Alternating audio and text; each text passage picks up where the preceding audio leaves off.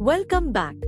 In this tutorial, you will learn how to create multiple profiles using the same mobile number on Extramarks, the learning app. Upon successful creation of your Extramarks account, you will be directed to create a profile. Choose your desired course and select an institute to get an additional edge in your studies. Select your board, class, batch type, batch start date, and click Next. Review the profile that you have selected and click on Save. Congratulations! You have now successfully created your profile. If you want to create another profile using the same account, click on Add New located below. Choose any course and then select an institute. Select your board, class, batch type, batch start date, and click Next. Review the profile that you have selected and click on Save.